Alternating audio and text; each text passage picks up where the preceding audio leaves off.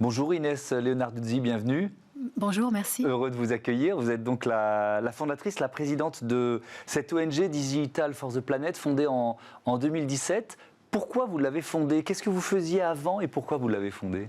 Je viens du numérique, de l'industrie numérique en tout cas, dans ma jeune carrière. Je travaillais pour nombre d'entreprises en France, en Silicon Valley, également en Asie. Et rapidement, je me suis rendu compte qu'on était tous pris dans une espèce de frénésie à l'innovation, ce qui allait être le plus...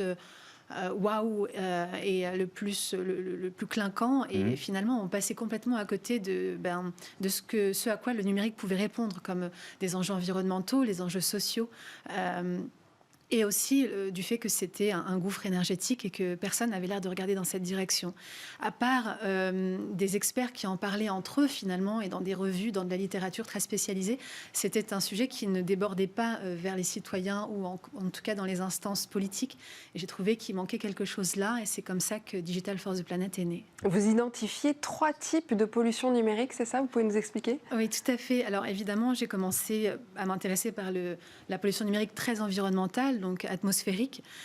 Et puis rapidement, j'ai réalisé qu'on ne pouvait pas l'endiguer sans traiter 2 autres types de pollution numérique qu'on pouvait théoriser très, très légitimement, qui sont la pollution numérique intellectuelle, dans la manière dont le numérique désincarné impacte nos capacités cognitives et notre rapport à l'intelligible, et puis la pollution numérique sociétale, ou comment le numérique, quand encore une fois il est désincarné, peut s'attaquer au fondement de notre société, comme par exemple le vivre ensemble, la haine en ligne, l'exacerbation la polarisation des extrêmes, ou le rejet de l'autre, tout ça.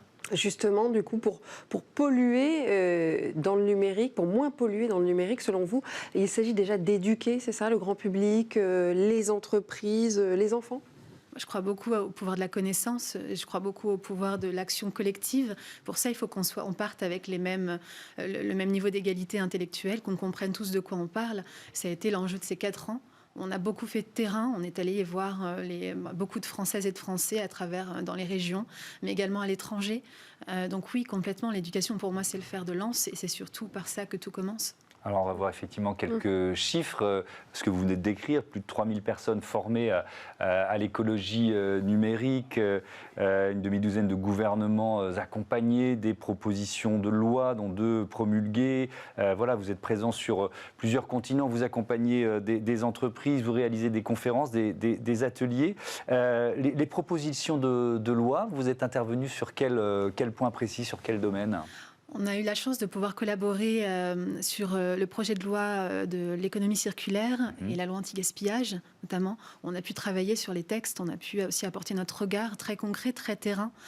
Nous, c'est notre force. On travaille avec des instituts de recherche renommés en France, mais aussi à l'étranger. Mais surtout, on est très connectés aux besoins, aux rêves et aux ambitions des citoyens eux-mêmes. En fait, demain, si on pouvait sortir le numérique parfait d'un chapeau, à quoi il ressemble et à quoi il vous sert? Et c'est ça que nous, on fait comme remontée pour que les lois soient très pratiques. Oui, mais est-ce que c'est suivi des faits? Parce que souvent, il y a de bonnes volontés au départ, quand on se lance dans l'écriture d'un projet, d'une proposition de loi, et puis derrière, on le voit avec la polémique sur la Convention citoyenne, derrière, il y a des lobbies qui rentrent en jeu, il y a un principe de réalité, il y a la réelle politique. Est-ce que vous avez eu le sentiment d'être frustré ou au contraire entendu jusqu'au bout? En fait, dans ce cas, il faudrait que je vous parle de la loi qui n'a pas abouti. Vous avez bien parlé de 3 lois, dont 2.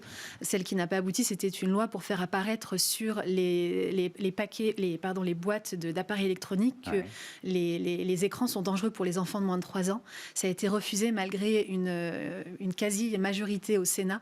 Ça a été refusé par le ministère de la Santé, donc à l'époque c'était Agnès Buzyn.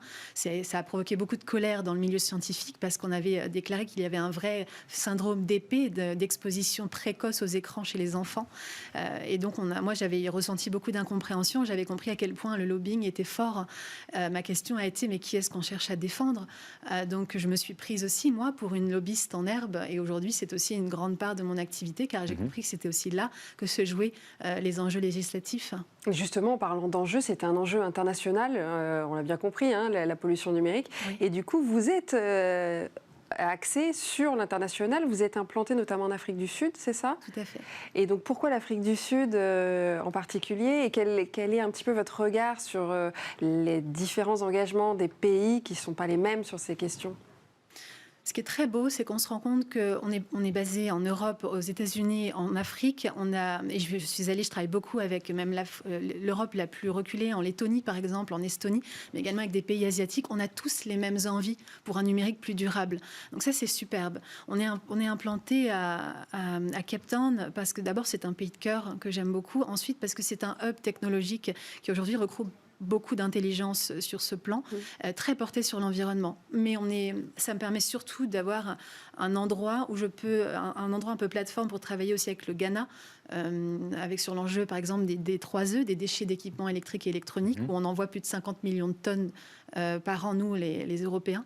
Il y a aussi le Kenya qui fait beaucoup, notamment sur la formation à l'intelligence artificielle, la RDC, là où initialement on retrouve le coltan, qui nous permet de construire des condensateurs pour faire tenir nos batteries plus longtemps, qui pose un énorme problème sanitaire et humain, notamment chez les jeunes enfants. Et donc on essaie d'avoir un regard 360, désolé, qui nous oblige. En fait, on n'a pas le choix d'avoir ce regard transverse. Sinon, en fait, on ne répond pas parfaitement à la question. Et à chaque fois, on aura une bonne réponse, mais comme vous le dites, il y aura un autre côté où on se dira, mais en fait, elle ne marche pas, cette réponse. Oui, vous avez la chance donc d'avoir une vision un peu internationale, finalement, sur ces enjeux, grâce à ce positionnement sur différents continents. Comment vous situez la France dans son engagement, dans l'avancement de sa transition écologique ? Je pense qu'en France, on peut se caractériser de pionniers. On a beaucoup d'experts qui ont fait des travaux, notamment sur l'enjeu très environnemental depuis pas mal de temps, même voire une petite vingtaine d'années. Ça, c'est sur le plan scientifique, je dirais. Ensuite, sur le plan mentalité, on est un peuple on a envie d'aller vers quelque chose de plus transparent, quelque chose de plus durable. C'est en nous. Et ça, c'est très beau aussi. Et puis, sur le plan politique, j'ai l'impression qu'on fait partie des pays qui ont envie d'avancer sur ce sujet, malgré les vents contraires, je dirais. Donc, vous nous en parlez, mais et sur le numérique lui-même, est-ce qu'il y a une prise de conscience de l'impact écologique de l'industrie numérique qui vous semble plus importante en France que dans d'autres pays du monde? Moi, je dirais qu'en France, on est bien en avant. C'est loin d'être suffisant. Ça, c'est sûr, il faut rester très exigeant. Mais je dirais qu'on n'est pas on n'est pas les moins bien lotis. En France, on est quand même on a très envie d'aller vers quelque chose de plus responsable. Et c'est une bonne nouvelle. Alors, vous venez d'écrire un livre qui va sortir le 24 février, qui s'intitule « Réparer le futur du numérique à l'écologie », publié aux éditions de l'Observatoire. Vous y décrivez un numérique résilient. Expliquez-nous. C'est l'idée. En fait, aujourd'hui, le numérique est un outil merveilleux, on le sait, et l'idée n'est pas de décrier le numérique, mais plutôt d'en initier le futur, à quoi on veut qu'il ressemble demain. Ce que j'essaye d'expliquer dans cet ouvrage, c'est comment, en fait, c'est d'identifier là où ça va mal, là où, en fait, il dessert l'humain et la cause commune plutôt. Et finalement, quand je parle de numérique désincarné, c'est plutôt la notion que je défends. C'est un numérique qui n'a d'autre but que lui-même. Aujourd'hui, ça doit rester un outil qui sert l'intérêt collectif et surtout pas enrichir simplement quelques grandes entreprises numériques et de créer des clivages financiers toujours plus grands, de piller le sol de la planète. Toute innovation devant lesquelles on sait qu'on est en parfaite admiration procède d'abord d'une entaille dans le sol. C'est un peu ce que vous pensez des GAFA, pour ne pas les nommer, les GAFA. Bien sûr, et je les cite très clairement dans mon bouquin pour avoir travaillé avec elles, pour essayer d'avoir initié le dialogue avec elles aussi. Vous sentez qu'il n'y a pas de dialogue justement possible? Il y a du dialogue avec les hommes et les femmes qui travaillent dans ces entreprises-là. J'ai toujours du mal à condamner une entreprise à part entière. Il y a des gens très bien qui y travaillent. C'est comme dire la Chine, c'est pas bien. En fait, il y a des gens merveilleux en Chine. C'est simplement le gouvernement. Donc moi, là où j'arrive plus à discuter, c'est avec les hautes instances, en effet, où il y a plus de dialogue possible, en tout cas pour le moment. Mais je suis sûre qu'il y a des solutions. Et justement, les solutions, on va les aborder tout de suite dans le cadre de notre débat. Vos solutions et celles de notre invité, c'est le débat. Et dans Smart Impact, tout de suite, on va continuer de se demander comment concilier écologie et numérique.